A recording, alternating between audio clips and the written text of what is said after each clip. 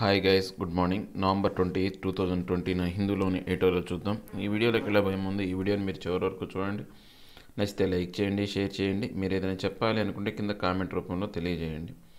ఇంకా సబ్స్క్రైబ్ అవ్వడం ఏమైనా ఉంటే సబ్స్క్రైబ్ అవ్వండి. ఇక వీడియోలోకి వెళ్ళబోయే ముందు డిస్క్రిప్షన్లో అండి టెలిగ్రామ్ ఛానల్ అనేది ఇచ్చానండి. ఎవరికైనా కానీ ఈ యొక్క హిందూ పేపర్ కావచ్చు, లేకపోతే ఈ యొక్క వెకాబులరీ వర్డ్స్ అనేవి ముందే పొందాలి అనుకుంటే, ఈ ఛానల్ అప్డేట్స్ ముందే పొందాలనుకుంటే కింద డిస్క్రిప్షన్లో ఉన్నటువంటి టెలిగ్రామ్ ఛానల్లో జాయిన్ అవ్వండి. ఇక ఫస్ట్ ఆర్టికల్ వచ్చేసి ట్యాక్ట్. టెక్ అంటే టెక్నాలజీ అని, ట్యాక్ట్ అంటే ఏంటి అంటే ఒక తెలివితేటలు కావచ్చు, వ్యూహం కావచ్చు, ఏదైనా కానీ ఆ టాక్టిక్గా వ్యవహరిస్తున్నాడు అంటాం చూసారా. అంటే వ్యూహాత్మకంగా అంటే మనం ఈ యొక్క టెక్నికల్ రంగానికి సంబంధించి వ్యూహాత్మకంగా ఉండాలి అని చెప్పే ఆర్టికల్ అనమాట. యాక్చువల్గా ఇది దేనికి సంబంధించింది అంటే, ఆల్రెడీ మనం ఇంతకుముందు 250 యాప్లు చైనాకు సంబంధించిన యాప్లు అనేవి పూర్తిగా మన భారతదేశంలో నిషేధించారు. టిక్ టాక్ తర్వాత కొన్ని చాలా వరకు ఏ యాప్లు ఏవైతే ఉన్నాయో అవన్నీ కూడా, ఏదైతే పబ్జీ గేమ్ లాంటి అలాంటి ఫేమస్ యాప్లు కూడా బ్యాన్ చేశారు. దాంతోపాటు మళ్ళీ ఈ మధ్యకాలంలో కొత్తగా ఇంకో 43 యాప్లు అనే వాటిని బ్యాన్ చేశారనమాట. భారతదేశం అనేది ఇలా ఒక అంటే ఏదైతే విచక్షణ రహితంగా అంటే ఎవరినైతే వాళ్ళ దేశానికి వ్యతిరేకంగా ఉంటారో ఆ దేశాలకు వ్యతిరేకంగా ఇలాంటి యాప్లు బ్యాన్ చేయడం అనేది సరైనటువంటి విధానం కాదు. సో అలా కాకుండా అందరికీ ఆమోదయోగ్యమైనటువంటి ఈ టెక్నాలజీ రంగానికి సంబంధించినటువంటి సరైన వ్యూహం ఉండాలి అని చెప్పే ఆర్టికల్ అనమాట. India must stick to A rules based approach in regulating the internet. అంటే ఇండియా అనేది ఏదైతే ఒక రూల్స్ అనేవి వాటిని పాటించాలి. ఏదైతే ఉన్నాయో కొన్ని నియమాల అనుసారంగానే ఈ యొక్క ఇంటర్నెట్కి సంబంధించినటువంటి రెగ్యులేటరీ అప్రోచ్ ఏదైతే ఉందో ఆ విధానాన్ని అనుసరించాలన్నమాట. దాని మీద ఏదైతే ఉందో స్టిక్ అంటే ఏంటంటే దానికి అనుగుణంగా వ్యవహరించాలి, లేకపోతే స్టిక్ అంటే అతుక్కుపోయి ఉండాలన్నమాట. ఏదైతే నియమ నిబంధనలకి భారతదేశం కట్టుబడి ఉండాలి అని చెప్తున్నారనమాట. India's decision on Tuesday to block another 43 Chinese mobile applications hardly comes as a surprise. అంటే ఇప్పుడు మన భారతదేశం అనేది కొత్తగా నిన్న మంగళవారం ఒక డెసిషన్ తీసుకుందనమాట.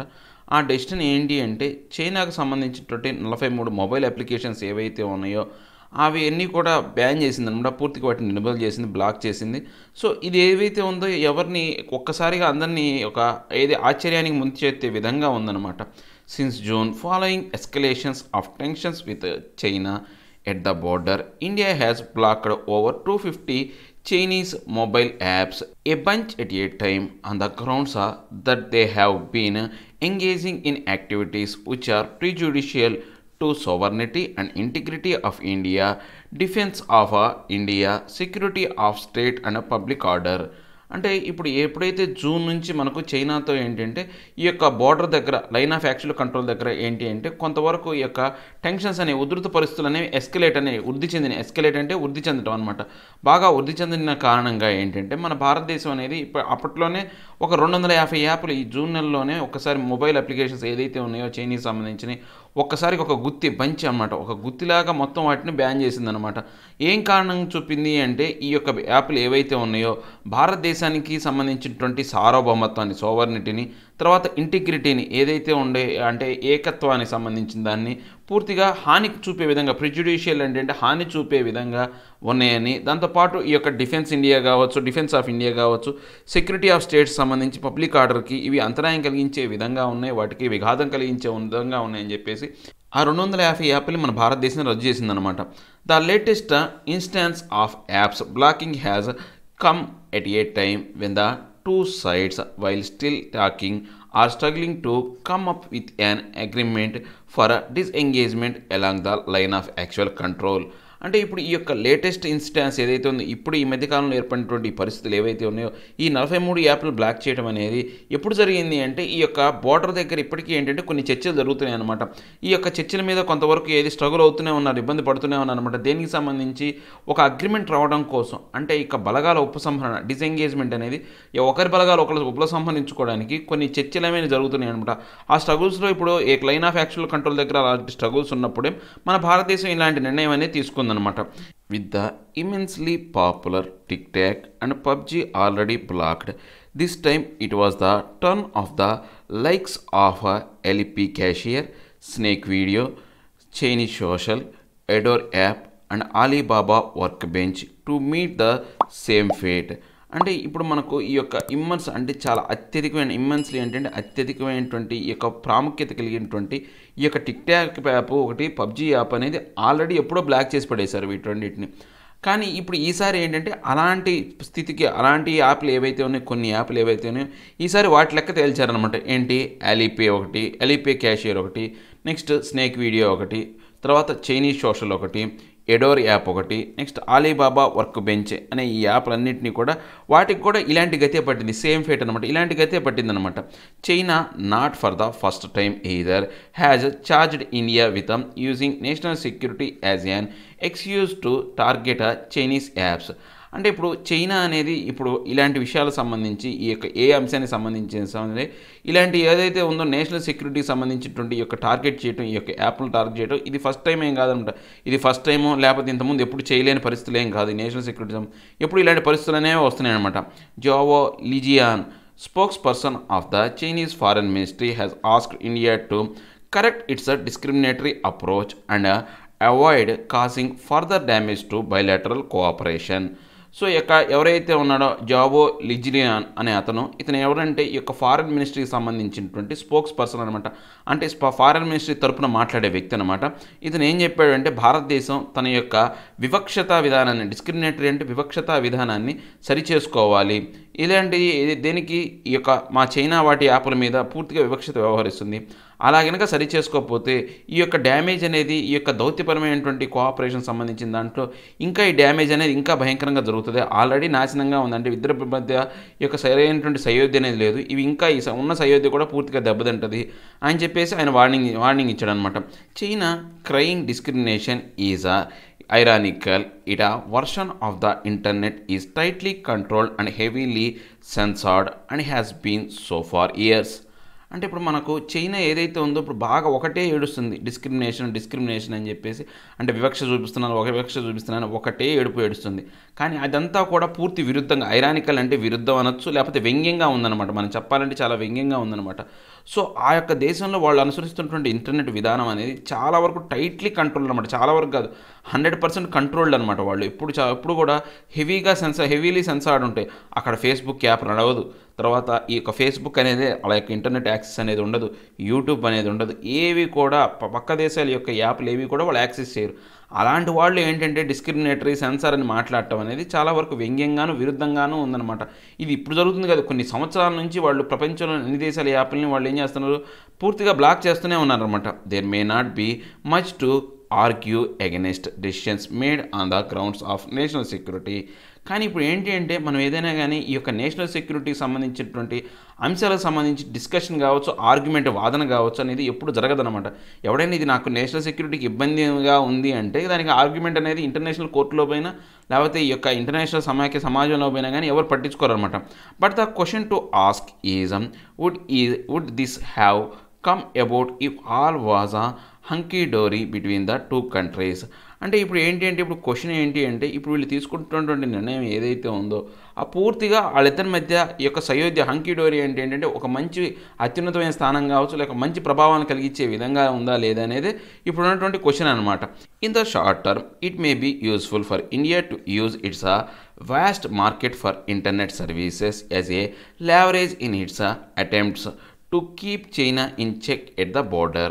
అంటే ఇప్పుడు ఇది మనకు షార్ట్ టర్మ్ అనమాట. తాత్కాలికంగా అంటే కొంతకాలం వరకు తాత్కాలికంగా వరకు మనకి ఏంటి అంటే ఈ యొక్క విధానం అనేది చాలా వరకు యూస్ఫుల్గా ఉపయోగకరంగా ఉంటుందన్నమాట.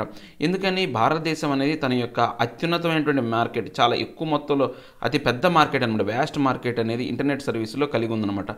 ఆ పరపతిని లేవరేజ్ అంటే ఏంటంటే ఆ పరపతిని యూజ్ చేసుకొని ఇప్పుడు చైనాని బార్డర్లో కొంతవరకు ఏదైతే ఉందో వాళ్ళని కంట్రోల్లో పెట్టడానికి, అంటే దాన్ని వాళ్ళకి చెక్ పెట్టడానికి, వాళ్ళ యొక్క బార్డర్లో కంట్రోల్ చేయడానికి కొన్ని అటెంప్ట్స్ చేయడం అనేది కొంతవరకు అంటే కొంతకాలం వరకు ఇక షార్ట్ టర్మ్ వరకు ఉపయోగపడుతుంది అనమాట. Indian apps alternatives may also find the much needed space to grow now and initial reports indicate as much. అంటే ఇప్పుడు మన భారతదేశానికి సంబంధించినటువంటి కొన్ని ఇండియా యాప్స్ ఏవైతే ఉన్నాయో వాటికి ఆల్టర్నేటివ్ యాప్స్ అనమాట. ఇప్పుడు టిక్ టాక్ కావచ్చు, లేకపోతే ఈ పబ్జీ లాంటి గేమ్స్కి ఆల్టర్నేటివ్ యాప్స్ ఏవైతే ఉన్నాయో ఆ యాప్స్ అన్నిటికి కూడా కొంతవరకు మంచి స్పేస్ అనేది టైం కావచ్చు, ఒకవరకు అవకాశం అనేది దొరికిందనమాట. ఎందుకని అవి గ్రో అవ్వడానికి. సో ఇప్పుడు మనకు ఇనీషియల్ రిపోర్ట్స్ ప్రకారం ఏంటంటే ఇలాంటి ప్రభావవంతమైన అంశాలు అనేవి అభివృద్ధి చెందుతున్నాయి, మన భారతదేశానికి సంబంధించిన యాప్లు అనేవి డెవలప్ అవుతున్నాయి అనే అవకాశం అనేది కనపడే విధంగా ఇప్పుడు మనకు రిపోర్ట్స్ అనేవి చెప్తున్నాయి అనమాట. But there are a few risk with this approach, especially given India's global ambition to technology. అంటే ఇప్పుడు ఏంటంటే కాకపోతే ఏంటంటే రాబోయే కాలంలో కొంతవరకు దీనివల్ల ఏంటంటే రిస్కులు అనేవి, సమస్యలు అనేవి ఏర్పడే అవకాశం ఉందన్నమాట. ఏది మన భారతదేశం అనేది ప్రపంచంలోనే గ్లోబల్ అంబిషన్ కలిగినటువంటి టెక్నాలజీలో గ్లోబల్గా ముందుండాలి అనుకునే దేశానికి కొంతవరకు ఈ యొక్క సమస్యలు అనేవి రాబోయే కాలంలో ఉండబోతున్నాయి అనమాట. First, this approach runs the risk of triggering an unconventional battle between the two countries in the larger technology realm, if not in the larger business space. అంటే ఇప్పుడు ఏంటంటే ఫస్ట్ సమస్య ఏంటి అంటే ఈ యొక్క అంశం ఏదైతే ఉందో చాలా వరకు ఏంటంటే ట్రిగ్గర్ అంటే ఏంటంటే రేకెత్తించడం, ఉత్తేజపరచడం, లేకపోతే మొదలు పెట్టడం అనమాట. ఏదైతే ఒక అన్కన్వెన్షనల్ అనమాట, అసాంప్రదాయమైనటువంటి బ్యాట్లు అనేది రెండు దేశాల మధ్య ఏర్పడతాయి అనమాట. అవి కూడా ఏంటి ఈ యొక్క టెక్నాలజీ రంగంలో చాలా వరకు ఈ టెక్నాలజీ యొక్క అధికారంలో రిలీమ్ అంటే అధికార ప్రాంతంలో చాలా వరకు ప్రభావవంతమైనటువంటి రెండు దేశాల మధ్య ఈ యొక్క ఏదైతే అన్కన్వెన్షనల్ అనమాట, అసాంప్రదాయమైన యుద్ధం అనేది జరుగుతుంది అనమాట. సో ఈ యొక్క పెద్ద లార్జర్ బిజినెస్ స్పేస్లో వీళ్ళిద్దరి మధ్య యుద్ధం అనేది పెరిగిపోయే అవకాశం ఉందన్నమాట. China being an important player in the technology global supply chain will be hard if not possible to sideline. అంటే ఇప్పుడు చైనా పరిస్థితి కనుక మనం చూసుకుంటే ఇప్పుడు చాలా వరకు ఇది ప్రపంచంలోనే టెక్నాలజీలో గ్లోబల్ సప్లైగా టెక్నాలజీ పాయింట్ ఆఫ్ వ్యూలో ప్రపంచం మొత్తానికి ఒక సప్లై చైన్లో చైనా అనేది ముందుందనమాట. చాలా వరకు ప్రాముఖ్యతమైనటువంటి స్థానాన్ని అది పోషిస్తుంది, అంటే ఇంపార్టెంట్ ప్లేయర్ అనమాట, స్థానాన్ని పోషిస్తుంది అనమాట. అది చాలా వరకు కష్టం, దాన్ని పక్కన పెట్టి ఆ ఒక సైడ్ లైన్ చేసి ఇంపాసిబుల్ అనమాట, కష్టం కాదు అసలు అసాధ్యం అనమాట. దాన్ని పక్కన పెట్టి మనం ముందుకెళ్ళడం అనేది అసాధ్యం అనమాట. Second, there is a risk that moves such as blocking apps would be perceived adversely by global investors and internet companies. దాంతోపాటు ఇంకో సెకండ్ అంశం ఏంటి అంటే కొన్ని సమస్యలు అనేవి ఉన్నాయన్నమాట. ఇవి ఏంటంటే ఒక చైనా నుంచే కాకుండా ప్రపంచంలో నుంచి ఇతర దేశాల నుంచి కూడా ఎవరైనా కానీ ఇలాంటి యాప్లను బ్లాక్ చేస్తున్నారు, ఇలాంటి విధానాన్ని కొనసాగిస్తున్నారంటే కనుక ఆ ప్రపంచంలోని ఇతర దేశాల నుంచి సంబంధించినటువంటి గ్లోబల్ ఇన్వెస్టర్లు కావచ్చు, ఇంటర్నెట్ కంపెనీలు కావచ్చు, మన భారతదేశంలో పెట్టుబడులు పెట్టమన్నమాట. ఎందుకంటే ఇప్పుడు చైనాతో వచ్చింది కాబట్టి చైనాతో ఇలా చేసింది, రేపు ఇంకో దేశంతో వచ్చినా కానీ భారతదేశ వ్యవహార శైలి ఇలానే ఉంటుందనే ఉద్దేశంతో వాళ్ళు ఏం చేస్తారు, మన భారతదేశంలో ఇంటర్నెట్ రంగాలకు సంబంధించి కావచ్చు, ఈ కంపెనీలు కావచ్చు, ఇన్వెస్టర్స్ అనేవాళ్ళు పెట్టుబడులు అనేవి పెట్టకుండా పోతారనమాట. Why it is true that there has been some pushback against Chinese companies and technology globally, India must stick to a role-based approach in regulating the internet. So ఇప్పుడు ఏవైతే ఉన్నాయో ఇవన్నీ నిజాలన్నింటినీ కూడా మన భారతదేశం అనేది ఈ యొక్క చైనా కంపెనీలు ఏంటంటే పూర్తిగా ఈ యొక్క టెక్నాలజీ రంగాన్ని గ్లోబల్గా ఉన్నటువంటి వాటిని పుష్ బ్యాక్ చేయాలి అంటే మన భారతదేశం అనేది కొన్ని రకాలైనటువంటి ఈ యొక్క విధి విధానాలను ఏర్పాటు చేసుకోవాలి.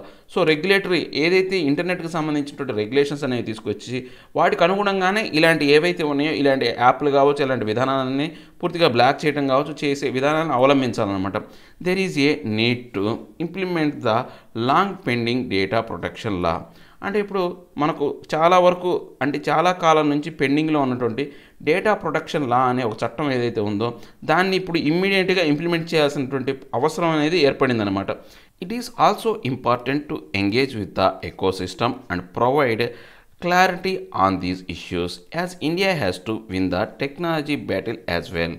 అంటే ఇప్పుడు మనం భారతదేశం అనేది ఏం చేయాలి అంటే ఇప్పుడు సరైనటువంటి ఈ యొక్క విధానాలని మనం అవలంబించి ఎంగేజ్ చేసుకొని ఆపాదించుకోవడం లేదా అవలంబించి ఏదైతే ఈ యొక్క ఎకోసిస్టమ్ అనమాట, ఎకోసిస్టమ్ అంటే సమతుల్యత ఏదైతే ఉందో ఆ సమతుల్యతను పూర్తిగా ఏదైతే దాన్ని ఏర్పాటు చేసి దాంతోపాటు సరైనటువంటి ఈ యొక్క క్లారిటీ అనేది వాళ్ళ స్పష్టత అనే దాన్ని ఇస్తూ ఇండియా అనేది ఈ అంశాల మీద ఇస్తూ ఈ యొక్క టెక్నాలజీ బ్యాటిల్లో విజయం సాధించాలి అంటే ఆ యొక్క విజయం ఏదైతే ఉందో అది ఖచ్చితంగా సాధించాలి అని చెప్తున్నారండి.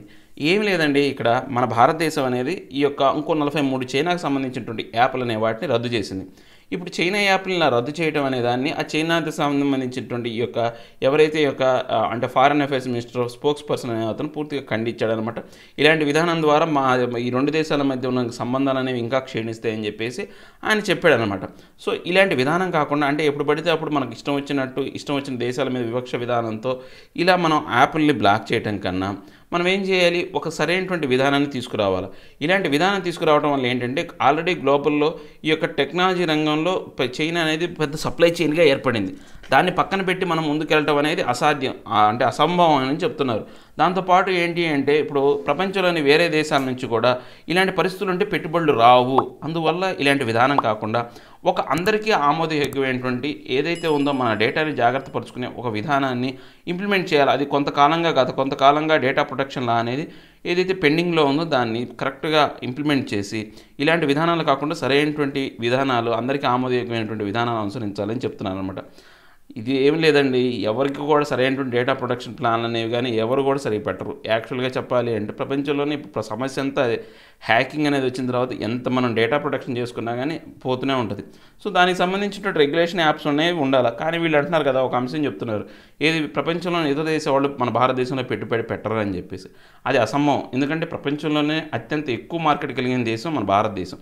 సో వాళ్ళకి ఏంటంటే వాళ్ళు పెట్టకపోయే ఇష్టం లేకపోయినప్పటికీ ఉన్న మార్కెట్ ఏంటంటే వాళ్ళకి బాగా టెంప్టింగ్గా ఉంటుంది అనమాట. సరే ఈసారి సమస్య వచ్చినప్పుడు చూద్దాంలే అనే ఉద్దేశంతో పెట్టుబడులు పెడతారే తప్పితే, అంటే మన భారతదేశం అనేది సరైనటువంటి సహాయ సహకారాలు అందిస్తే కనుక పెట్టుబడులు అనేవి ఇంకా ఎక్కువగా ఆపాదించే అవకాశం ఉంది. అంతేగాని ఇలాంటి అంశాలను దృష్టిలో పెట్టుకోవాలంటే చైనా మీద వ్యవహరిస్తున్న వ్యవహారశైలి మన భారతదేశానికి సంగతి ప్రపంచంలోని అన్ని దేశాలు తెలుసు. చైనాతో పాకిస్తాన్తో ఉన్నటువంటి వ్యవహారశైలి అనేది మిగతా దేశాలతో ఉండదని అందరికీ తెలిసిన విషయమే. సో దానివల్ల ఇట్లాంటి వాటి వల్ల మనకు ప్రపంచ దేశాల నుంచి పెట్టుబడులు ఆగిపోతాయేమో అలాంటి సమస్య కానీ అలాంటి భయం అయితే మాత్రం లేదండి. కాకపోతే వీళ్ళు చెప్పడం న్యూస్ పేపర్లు కదా, చెప్పడం ఏంటి అలానే చెప్తారనమాట. ఇక నెక్స్ట్ ఆర్టికల్ వచ్చేసి ఏ వైయల్ హాఫుల్.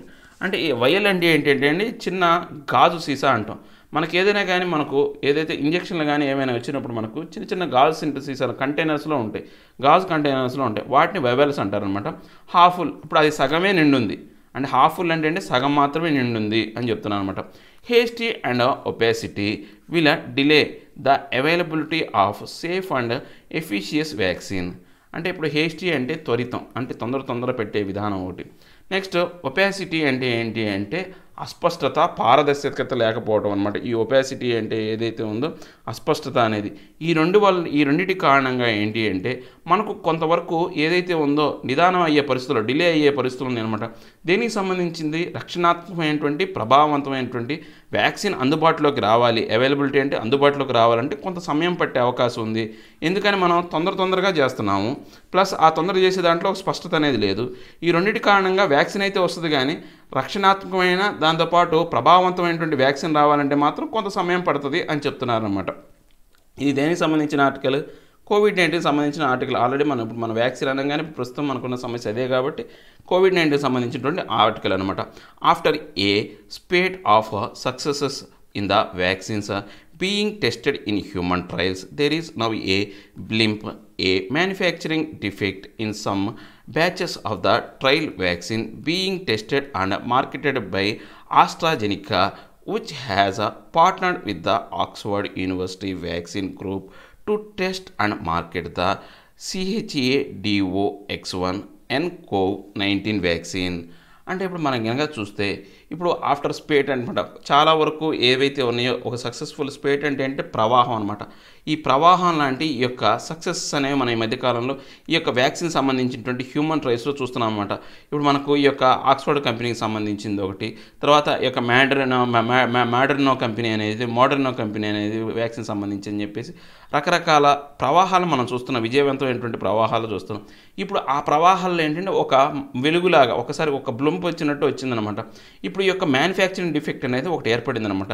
దేనికి సంబంధించిందంటే ఆస్ట్రాజెనికా అనే కంపెనీ అనేది వాళ్ళు మార్కెటింగ్ చేసేటప్పుడు, వాళ్ళు ఆ యొక్క వ్యాక్సిన్ని పబ్లిష్ చేసేటప్పుడు అంటే పంపించేటప్పుడు, రోగుల మీద ప్రయోగించేటప్పుడు ఏది ఈ యొక్క ఆక్స్ఫర్డ్ యూనివర్సిటీకి సంబంధించి రిలేటెడ్ వ్యాక్సిన్ అనమాట. దాంతో పార్ట్నర్షిప్లో తయారైనటువంటి ఇది యొక్క ఆస్ట్రాజెనికా వ్యాక్సిన్ అనేది ఆ టెస్టింగ్ స్టేజ్లో ఉన్నప్పుడు వీళ్ళు ఏం చేశారంటే కొన్ని వ్యాక్సిన్ అనేవి ఈ వాలంటీర్స్కి వేస్తున్నారన్నమాట. ఆ వేసే వ్యాక్సిన్లు ఏమైందంటే అవి సగం మాత్రమే ఉన్నాయి. కొన్ని వ్యాక్సిన్లు ఏమంటే డోసేజ్ అనేది సగానికి ఆ వ్యాక్సిన్లో నిండుగా ఉండకుండా సగం మాత్రమే ఉన్నాయి అనమాట. అలాంటి యొక్క ఫెయిల్యూర్ అనేది జరిగిందనమాట. అదేంటి కూడా మనం పూర్తిగా ఆ బ్యాచెస్లో మనం చూసుకుంటే మ్యానుఫ్యాక్చరింగ్ డిఫెక్ట్ వల్ల అలా వచ్చినాయి అని చెప్పేసి వాళ్ళు చెప్తున్నారు. మ్యానుఫ్యాక్చరింగ్ డిఫెక్ట్ వల్లే కదా అలా పోయింది.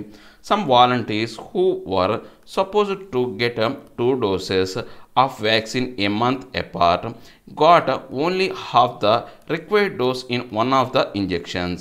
అంటే ఇప్పుడు కొంతమంది వాలంటీర్స్ ఎవరైతే ఉన్నారో వాళ్ళకి ఇంజెక్షన్ వేసుకోవడానికి వాళ్ళు వచ్చారు.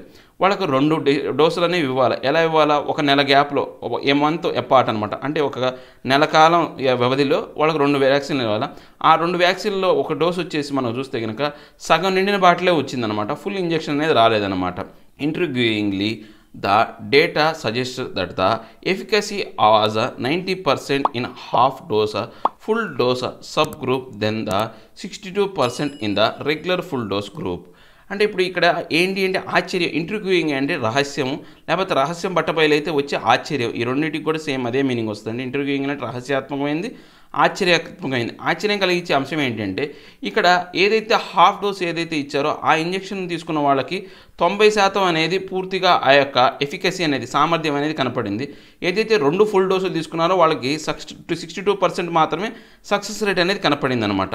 The manufacturing snafu was disclosed by neither Oxford nor AstraZeneca but come to light after the head of the United States vaccine program disclosed it on Twitter. అంటే ఈ యొక్క మ్యానుఫ్యాక్చరింగ్ సంబంధించినటువంటి ఈ యొక్క అవకతవకలు, స్నోఫు అంటే ఏంటంటే ఏదైతే జరిగినటువంటి అవకతవకలు అయినటువంటి పరిస్థితులు ఏదైతే ఉన్నాయో వాటిని ఆక్స్ఫర్డ్ కంపెనీ కావచ్చు, లేకపోతే ఆస్ట్రాజెనికా కంపెనీ, ఈ 2 కంపెనీ, నెయిదర్ కంపెనీ అనేది బయటపెట్టలేదన్నమాట ఈ యొక్క అంశాన్ని. కానీ ఎవరు బయటపెట్టారంటే యునైటెడ్ స్టేట్స్కి సంబంధించినటువంటి వ్యాక్సిన్ ప్రోగ్రామ్ అనేది, ఆ యొక్క వ్యాక్సిన్ ప్రోగ్రామ్ అనేది ఈ యొక్క అంశాన్ని ట్విట్టర్లో ప్రస్తావించారనమాట. The company maintains that this was not a mistake as the manufacturing dispensary was discovered and disclosed to United Kingdom regulators. So ఇప్పుడు ఏమైంది, ఈ యొక్క కంపెనీ ఏదైతే ఉందో, ఈ మిస్టేక్ ఏదైతే ఉందో, ఈ మ్యానుఫ్యాక్చరింగ్ డిస్పెన్సరీకి సంబంధించినటువంటి ఈ డిస్కవర్ అనేది పూర్తిగా ఈ యొక్క యునైటెడ్ అదేదే కింగ్డమ్ రెగ్యులేటర్స్కి ఇప్పుడు వాళ్ళ దృష్టికి వెళ్ళిందనమాట. It was with their approval that batches with the reduced doses are allowed to progress. So ఈ విధానం ద్వారా ఏంటి, ఈ యొక్క రెడ్యూస్డ్ డోస్ వల్ల ప్రోగ్రెస్ అనేది బాగా ఉంది కాబట్టి వాళ్ళు ఏంటి దానికి అప్రూవల్ ఇద్దామని అనుకుంటున్నారనమాట. However the company is reportedly looking at an additional trial to properly test the half dose full dose regime. So ఇప్పుడు ఏది ఏమైనప్పటికీ కూడా కంపెనీ ఏమనుకుంటుందంటే మళ్ళీ ఇంకోసారి ఈ యొక్క ఏదైతే ఉంది ఈ మందుని టెస్ట్ చేయాలనుకుంటుంది అనమాట. ఎలాగా హాఫ్ డోస్ ఫుల్ డోస్ అనే దాన్ని విధానం ద్వారా, అంటే వాళ్ళు ఏదో వాళ్ళకి డిఫెక్ట్ అనేది మ్యానుఫ్యాక్చరింగ్ డిఫెక్ట్ వల్ల అలా జరిగిందా కానీ సక్సెస్ఫుల్ అయింది కాబట్టి వాళ్ళకి ఏదో కాకతాయంగా ఇలాంటి పరిస్థితి జరిగిందంటే అది ఎంతవరకు నిజం అనే దాని మీద పూర్తిగా ఈ యొక్క రిజైమ్ అంటే ఏంటంటే అధికార పరిధి అనమాట. ఈ అధికార పరిధిలో ఏంటి మళ్ళీ ఇంకోసారి టెస్ట్ చేయాలనుకుంటున్నారు అనమాట. ఈ reduced doses turning out to significantly improve efficacy could mean that more vaccine can be made and distributed to the world quickly. అంటే ఇప్పుడు ఏంటి అంటే ఈ యొక్క రెడ్యూస్డ్ వ్యాక్సిన్ అనేది కనుక వీళ్ళకి మంచి ప్రభావవంతమైనటువంటి ఇంప్రూవ్మెంట్ కనుక కనపడితే ఈ వ్యాక్సిన్ అనేది డిస్ట్రిబ్యూషన్ అనేది ఇంకా ఈజీ అవుతుంది అనమాట. ఎందుకంటే సగం డోస్ ఇస్తే సరిపోద్ది కాబట్టి ప్రపంచానికి ఈజీగా తొందరగా అందుబాటులో తీసుకొచ్చే విధంగా చేయొచ్చు అనమాట. India is among those countries that is dependent on the Oxford AstraZeneca vaccine because some of those doses will be administered to a high priority group of 30 crore people already identified by the government. అంటే ఇప్పుడు మన భారతదేశం కూడా ఈ యొక్క vaccine మీద ఏ company మీద ఆధారపడుతుందంటే Oxford AstraZeneca కంపెనీకి సంబంధించినటువంటి ఈ యొక్క వ్యాక్సిన్ మీద ఆధారపడి ఉందన్నమాట. ఎందుకని మన భారతదేశం అనేది పూర్తిగా ఈ యొక్క డోస్ని, ఈ యొక్క వ్యాక్సిన్ అనే దాన్ని ఆల్రెడీ కొంతమంది హై ప్రయారిటీ ఎవరికైతే ఈ యొక్క వ్యాక్సిన్ యొక్క ముఖ్యమైనటువంటి అవసరం ఎవరైతే ఉందో వాళ్ళని ఆల్రెడీ గుర్తించారనమాట. 30 కోట్ల మంది పీపుల్ని ఆల్రెడీ వాళ్ళు గుర్తించారనమాట. ఆ గుర్తించి ఐడెంటిఫై చేశారు. వాళ్ళకి వ్యాక్సిన్ వేయడానికి ఈ యొక్క కంపెనీ మీద ఆధారపడి ఉందన్నమాట. Vaccine makers and immunologists are aware of the prime boost technique where a limited dose of vaccine is administered that prepares the immune system and a later shot then improves the overall production of protective antibodies. అంటే ఇప్పుడు ఈ vaccine తయారు చేసేవాళ్ళు కావచ్చు, ఈ యొక్క ఇమ్యూనాలజిస్ట్స్ అంటే ఏంటి రోగనిరోధక శక్తి మీద అధ్యయనం చేసేవాళ్ళు ఎవరైతే ఉన్నారో వాళ్ళిద్దరికీ కూడా వాళ్ళకి ఈ యొక్క ప్రైమ్ బూస్టర్కి సంబంధించి, అంటే ప్రైమ్ బూస్ట్ అనే దాని గురించి, ఈ టెక్నిక్ గురించి వాళ్ళకి బాగా తెలుసు అనమాట. ఎప్పుడైనా సరే ఇలాంటి వ్యాక్సిన్లో ఫస్ట్ లిమిటెడ్ డోస్ అనేది ఇవ్వాలి. ఆ లిమిటెడ్ డోస్ ఇవ్వటం వల్లే ఇది ఇమ్యూనిటీ సిస్టమ్ని ఏంటంటే కొంతవరకు ప్రభావవంతంగా పనిచేసి అది రెడీగా సన్నద్ధం చేసి పెడతాను అనమాట. ఇక నెక్స్ట్ డోస్ షాట్లోకి వచ్చేసరికలా మనం మంచిగా అంటే ఎక్కువగా కనుక ఇచ్చారనుకోండి, అప్పుడు అదేం చేస్తుందంటే ఈ యొక్క ప్రొడక్షన్ ఏదైతే ఉందో ఈ ప్రొడక్టివ్ యాంటీబాడీస్ని తయారు చేయడం మొదలు పెడదని చెప్పేసి వాళ్ళు చెప్తున్నారు అనమాట. The results could even cause other vaccine manufacturers to test similar strategies ఇప్పుడు ఈ వచ్చిన రిజల్ట్స్ ఏవైతే ఉన్నాయో, ఏవైతే ఈ ఫలితాలు అనేవి కనుక మనం చూస్తే ఏంటంటే, ఈ యొక్క అదర్ వ్యాక్సిన్ మ్యానుఫ్యాక్చరర్ కూడా ఇలాంటి విధానానికి అనుసరించాల్సినటువంటి పరిస్థితి అనేది ఏర్పడింది అనమాట. ఈ యొక్క ఏదైతే వ్యూహాన్ని అనుసరించే అవకాశం అనేది ఏర్పడింది అనమాట. However sober reflection leads to the ineluctable conclusion that the sum might not be one of the lucky accident of science lore. అంటే ఇప్పుడు మనకు ఏదైతే ఉందో ఏది ఏమైనప్పటికీ కూడా సోబర్ అంటే ఏంటంటే ప్రభావం లేని అనమాట. ఈ యొక్క సోబర్ అంటే ప్రభావం లేని అంటే ఈ యొక్క విధానం ఏదైతే ఉందో ఈ యొక్క అంశం అనేది మనం చూసుకుంటే ఈ యొక్క మనకు ఇష్టపడని కంక్లూజన్ అనమాట. ఈ యొక్క సోబర్ ప్రభావం లేని విధానం ఏదైతే రిఫ్లెక్షన్స్ ఏవైతే ఉన్నాయో మనకు ఇష్టపడని యొక్క అంశాలు అనేవి చెప్తుంది అనమాట. ఎందుకని ఇది ఒక లక్కీ యాక్సిడెంట్గా అనుకోవాలి. ఈ యొక్క సైన్స్ లోర్ అంటే జ్ఞానంలో చెప్పాలి అంటే ఇది ఒక లక్కీ యాక్సిడెంట్. అంటే ఒకవేళ ఇది ప్రభావవంతంగా ఉంది కాబట్టి పర్లేదు, ఒకవేళ దీనివల్ల నష్టం కనుక జరిగింది అనుకోండి అప్పుడు పరిస్థితి ఏంటి? సో ఇలాంటి అంశాలు అనేవి మనకి ఏంటంటే ఈ యొక్క ప్రభావం లేని అంశాలు. సో వీటిని ఎవరు కూడా ఇష్టపడరు అన్నమాట. ఏదైనా కానీ మనం ఏదైతే అనుకుంటున్నామో దానికి అనుగుణంగానే జరగాలి. అంతేగాని ఇది యాక్సిడెంటల్గా జరిగింది అనుకోండి, ఆ యాక్సిడెంటల్గా జరిగేది సక్సెస్ అవ్వచ్చు, ఫెయిల్యూర్ అవ్వచ్చు అనమాట. ఒకవేళ సక్సెస్ అయింది కాబట్టి ఓకే, ఫెయిల్యూర్ అయితే సమస్య కదా. సో అలాంటి ఎవరు కూడా ఇష్టపడరు అన్నమాట ఏది యొక్క science ప్రజ్ఞానంలో. The fraction of people who got the reduced doses were under 55, and so it is not known if the dosage works for people in the older, more vulnerable group who have already been included in the high priority group of several countries including India. అంటే ఇప్పుడు మన ఇప్పుడు ఏదైతే ఉందో ఈ dosage తీసుకున్న అన్న వాళ్ళందరూ కూడా ఏంటి అంటే ఈ యొక్క ఫ్రాక్షన్ ఆఫ్ పీపుల్, ఆ భాగం అంటే ఫ్రాక్షన్ అంటే భాగం అనమాట. ఆ పీపుల్ అందరూ కూడా 55 సంవత్సరాల లోపు వాళ్ళు, ఆ వాలంటీర్స్ అందరూ కూడా. సో వాళ్ళకి ఏంటంటే ఈ యొక్క విధానం అనేది పనిచేస్తుంది. సో ఇప్పుడు ఏంటి, ఒకవేళ ఇదే విధానం కనుక ఏదైతే ఉందో ముసలి వాళ్ళ మీద, ఓల్డర్ పీపుల్ మీద కనుక ప్రయోగిస్తే ఆల్రెడీ వాళ్ళు ప్రమాదకరమైన స్థితిలో ఉన్నవాళ్ళు వాళ్ళే. ఇప్పుడు ఏదైతే ఈ కోవిడ్-19 కారణంగా ఎక్కువగా ప్రమాదకరమైనటువంటి స్థితిలో ఉన్న వాళ్ళు ఎవరంటే ఈ యొక్క ఓల్డర్ పీపుల్ అనమాట. వాళ్ళకు కూడా ఇలాంటి విధానం అనేది పనిచేస్తా లేదా? ఇలాంటి విధానం పనిచేస్తే కనుక బాగానే ఉంటుంది. పనిచేయకపోతే ఎక్కువ శాతం చాలా దేశాలు ఏంటంటే వాళ్ళని ఏంటంటే అంటే ముఖ్యంగా వాళ్ళకి వ్యాక్సిన్ ప్రయారిటీ గ్రూప్లో వాళ్ళే పెట్టారనమాట. మన భారతదేశం కూడా ఆ 55 ఏళ్ళు దాటిన వాళ్ళకే ప్రయారిటీ గ్రూప్ కింద ఇచ్చిందనమాట. Also the number of volunteers who got the accidental dose were statistically insignificant to draw conclusion of increased protection. అంటే ఇప్పుడు ఏదైతే ఉందో మనకు దీంతో పాటు ఇంకా చెప్పాలి అంటే ఈ యొక్క నెంబర్ ఆఫ్ వాలంటీర్స్ ఎవరైతే ఉన్నారో ఈ యొక్క యాక్సిడెంటల్ డోసేజ్ అనేవాళ్ళు తీసుకుంటే స్టాటిస్టికల్గా లెక్కల ప్రకారం చూసుకుంటే చాలా ఇన్సిగ్నిఫికెంట్, చాలా తక్కువ పరిమాణంలో మాత్రమే ఉన్నారనమాట. అలాంటి వాళ్ళతో మనం కంక్లూజన్కి వచ్చి ఇది ఇంక్రీజ్డ్ ప్రొటెక్షన్ అనే దాన్ని మనం కంక్లూజన్కి రాకూడదనమాట. Through the overall assessment that the vaccine works and is safe holds the events cloud trust in the process of scientific public communication. అంటే ఇప్పుడు ఏంటి, ఇప్పుడు మనకు ఈ యొక్క ఓవరాల్గా దీని యొక్క అంచనా అసెస్మెంట్ అనే దాని ప్రకారం మనం అంచనా ప్రకారం చూసుకుంటే ఈ వ్యాక్సిన్ అనేది ఎలా పనిచేస్తుంది, ఇది భద్రత రక్షణాత్మకంగా ఉందా లేదా, తర్వాత ఏవైతే ఉన్నాయో ఈ యొక్క క్లౌడ్ టెస్ట్ ఏవైతే ఉన్నాయో ఆ క్లౌడ్ టెస్ట్ ప్రాసెస్ అనేది సైంటిఫిక్ పబ్లిక్ కమ్యూనిటీలో జరిగే విధంగా చర్యలు తీసుకోవాలన్నమాట. Companies that are otherwise jostlingly to prematurely announce vaccine results before scientific publication or opaque about full public disclosure. అంటే ఇప్పుడు మనం కనుక చూస్తే ఈ కంపెనీస్ ఏవైతే ఉన్నాయో ఇలాంటి విధానాలు అనేవి అంటే ఈ యొక్క ప్రీమెచ్యూర్గా అంటే ఏవి పరిపక్వత లేకుండా ఈ యొక్క వ్యాక్సిన్ల గురించి అనౌన్స్ చేయడం అనేది పూర్తిగా ఏంటంటే జోల్టింగ్ అనమాట. అది తప్పుడు విధానం అనమాట. ఏది మనం పక్కదారి పట్టించే విధంగా ఉందన్నమాట. బిఫోర్ ఎప్పుడు ఈ యొక్క సైంటిఫిక్ పబ్లికేషన్ కావచ్చు ఏదైతే ఉందో అది జరపకుండా ఏదైతే ఉందో మనం ఈ యొక్క పబ్లిక్ డిస్క్లోజ్ చేయడం అనేది అపారదర్శకం. ఒపెక్ అంటే ఏంటంటే అపారదర్శకమైంది, సరైనటువంటి ఈ యొక్క విధానాలు లేకుండా బయటపెట్టే విధంగా ఉంది అని చెప్తున్నారు అనమాట. This when they have already been given a free pass in terms of accelerated regulatory process combining results from early trials and guaranteed government procurement. అంటే ఇప్పుడు మనం ఏమైనా చూసుకుంటే ఏదైతే ఉందో ఇప్పుడు జరిగినటువంటి అంశాలు ఏవైతే ఉన్నాయో ఇవన్నీ కూడా ఈ యొక్క ఫ్రీ పాస్ అనేది ఇవ్వడం జరిగిందనమాట. ఎందుకని వీటిని వేగతరం చేయడానికి యాక్సలరేట్ ఆ రెగ్యులేటరీ విధానాన్ని అన్నీ కూడా యాక్సలరేట్ వేగవంతం చేసి ఆ ప్రాసెస్ అంతా వేగవంతం చేసి మనకేంటంటే ఈ యొక్క కంబైనింగ్ రిజల్ట్స్ ఏవైతే ఉన్నాయో ఈ యొక్క ఎర్లీ ట్రయల్స్ కావచ్చు, తర్వాత ఈ యొక్క గ్యారంటీడ్ గవర్నమెంట్ ప్రొక్యూర్మెంట్ అనేది అంటే గవర్నమెంట్ అనేది వీటిని సేకరించే విధానాన్నింటినీ కూడా చాలా వరకు ఏవైతే ఉన్నాయో నియమాలన్నింటినీ పక్కన పడేసి వాటి యొక్క విధానాలు కాకుండా చాలా తొందరగా ఈ యొక్క విధానాన్ని సేకరిస్తున్నారనమాట. Hasty and obesity will only delay the availability of a safe and efficacious vaccine as India prepares for possibly the largest immunisation programme in history. Hasty అంటే ఏంటంటే త్వరితం, వేగంగా చేయటం. నెక్స్ట్ ఒబెసిటీ అంటే ఏంటంటే అస్పష్టంగా, వేగంగాను అస్పష్టంగాను ఉన్నటువంటి ఈ యొక్క విధానం వల్ల ఈ యొక్క వ్యాక్సిన్ తయారు అంటే ఈ యొక్క రక్షణాత్మకమైనటువంటి దాంతోపాటు ఏదైతే ఈ యొక్క ఎఫికసియస్ అనమాట అంటే ప్రభావవంతమైనటువంటి వ్యాక్సిన్ రావడానికి కొంత ఆలస్యం కలిగే అవకాశం ఉందన్నమాట. కానీ భారతదేశం ఏం చేస్తుందంటే ఇక్కడ రాబోయే కాలంలో ఏంటంటే ఈ యొక్క ప్రపంచం అంటే ఇంతకుముందు చరిత్రలో ఎప్పుడూ లేనంత పెద్ద లార్జెస్ట్ ఈ యొక్క ఇమ్యునైజేషన్ ప్రోగ్రామ్ అనే దాన్ని మన భారతదేశం దానికోసం ప్రిపేర్ అవుతుందన్నమాట. అన్నీ ఏవైతే ఉన్నాయో అంశాలన్నింటినీ కూడా సన్నద్ధం అవుతుందన్నమాట. అలాంటి సన్నద్ధమైనటువంటి పరిస్థితుల్లో ఇలాంటి ప్రభావం లేని తర్వాత రక్షణాత్మకం కాని వ్యాక్సిన్లు ఇవ్వటం వల్ల నష్టం వాటిల్లుతుంది అని చెప్తున్నాను అనమాట. ఏం లేదండి, ఇప్పుడు ఈ యొక్క ఏదైతే ఆక్స్ఫర్డ్ కంపెనీకి సంబంధించినటువంటి ఈ యొక్క వ్యాక్సిన్ ఏదైతే ఉందో ఆ వ్యాక్సిన్లో ఏంటంటే కొంత మ్యానుఫ్యాక్చరింగ్ లోపం అనేది జరిగింది. దాని కారణంగా ఫుల్ డోసు రావాల్సింది హాఫ్ డోస్ వచ్చింది.